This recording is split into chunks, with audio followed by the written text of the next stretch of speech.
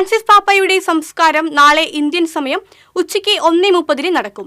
ഇന്ന് വൈകിട്ട് 10 പൊതുദർശനം പൂർത്തിയാക്കി പേടകം അടയ്ക്കും. ശനിയാഴ്ച ആരംഭിക്കുന്ന സംസ്കാര ശുശ്രൂഷകൾ പൂർത്തിയാക്കി പാപ്പായുടെ ഭൗതിക ശരീരം വത്തിക്കാനിലെ മേരി മേജർ ബസിലിക്കയിൽ എത്തിച്ച് അടക്കം ചെയ്യും. സംസ്കാര ചടങ്ങിൽ ഇന്ത്യയിൽ നിന്നുള്ള പ്രതിനിധികൾ പങ്കെടുക്കും. സ്നേഹമുള്ളവരെ, വത്തിക്കാന് മുമ്പിലുള്ള പ്യാസയിൽ നിന്നാണ് ഈ വീഡിയോ ചെയ്തുകൊണ്ടിരിക്കുന്നത്.